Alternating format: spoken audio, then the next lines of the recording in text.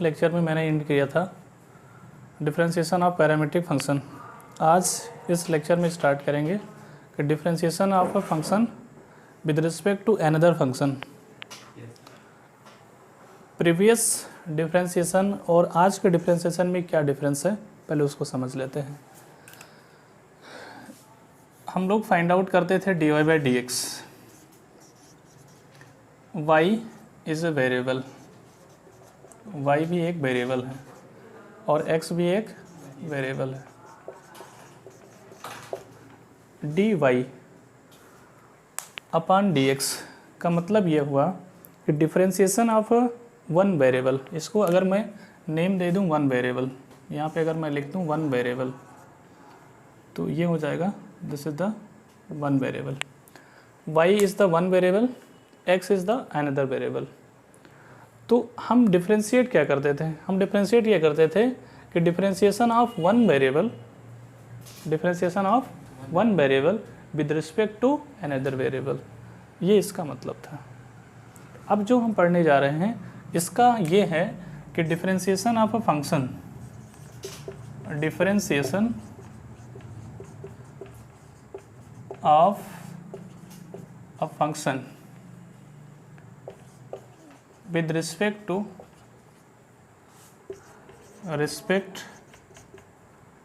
to another function, another function। अब अगर मैं इसको लैंग्वेज में लिखूं तो ये क्या बनेगा कि डिफरेंशिएशन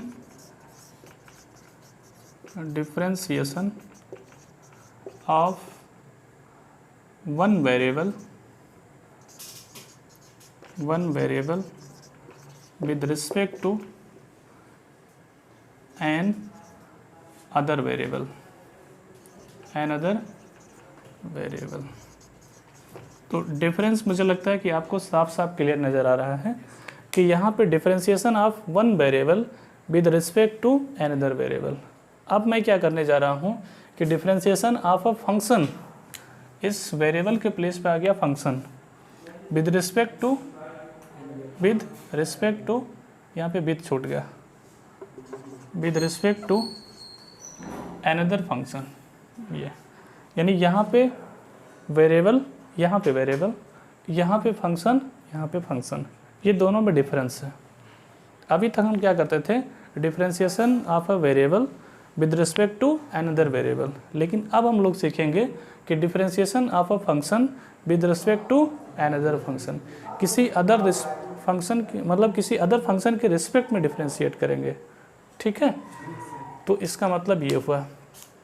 अब जैसे कि मैं लेट कर लेता हूँ कि u is a function, u कोई फंक्शन है, ठीक, और v को मैंने लेट कर लिया कि v is another function,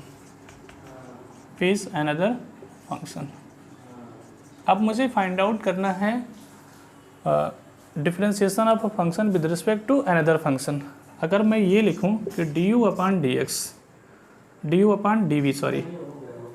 dv, तो इसका मतलब क्या हुआ कि differentiation of u function with respect to v function, इसका मतलब ये हुआ differentiation of u function with respect to v function. अब हम किसी फंक्शन के रिस्पेक्ट में डिफरेंशिएट करेंगे, ना कि किसी वेरिएबल के रिस्पेक्ट में। अभी तक हम वेरिएबल के रिस्पेक्ट में करते थे, x के रिस्पेक्ट में, t के रिस्पेक्ट में, थीटा के रिस्पेक्ट में, लेकिन अब हम फंक्शन के रिस्पेक्ट में डिफरेंशिएट करेंगे।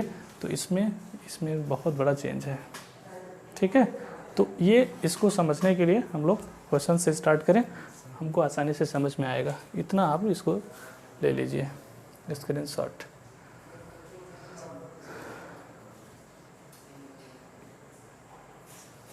हो गया? ओके, तो डिफरेंस क्लियर हो गया? क्लियर होना चाहिए, अगर क्लियर नहीं होगा तो फिर आप प्रॉब्लम होगा आपको, क्योंकि अगर किसी चीज़ का कॉन्सेप्ट मुझे समझना है तो उससे पहले मुझे डिफरेंस समझना पड़ेगा कि प्रीवियस कॉन्सेप्ट और आज के कॉन्सेप्ट में क्या डिफरेंस है। डिफरेंस था प्रीवियस का जो कॉन्सेप्ट था कि differentiation of a variable to another variable, differentiation of a function with respect to another function, ये डिफरेंस है कि वहाँ पे वेरिएबल, यहाँ पे फंक्शन। तो क्वेश्चन मैं स्टार्ट करूँ। एक्सरसाइज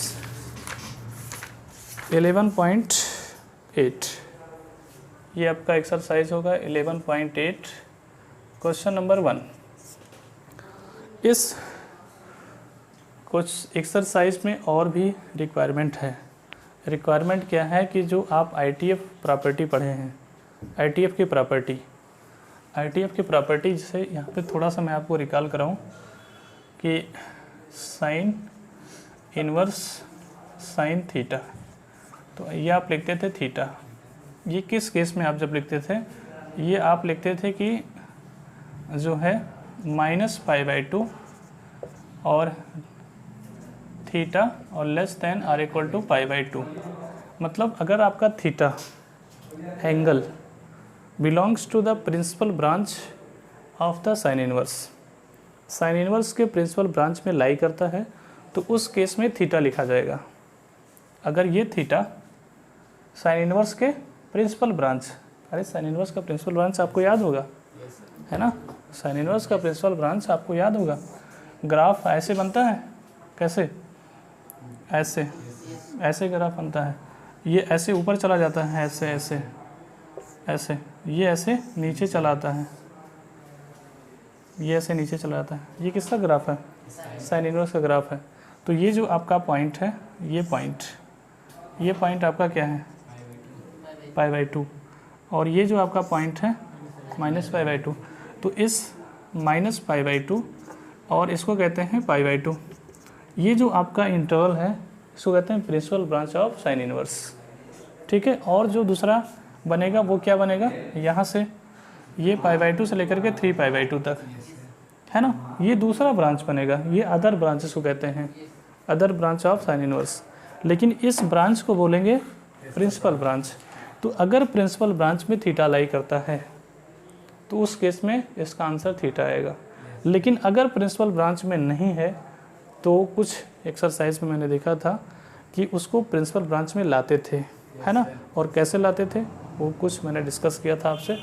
तो फिलहाल स्टार्ट करते हैं क्वेश्चन, थोड़ा सिंपल क्वेश्चन से, उसके बाद में फिर और भी एक्सप्लेन करेंगे इसके बारे में, फिर क्वेश्चन सॉल्व करेंगे। ठीक है, अभी थोड़ा छोटा छोटा क्वेश्चन स्टार्ट करते हैं जिसमें प्रिंसिपल ब्रांच में ही लाई करेगा।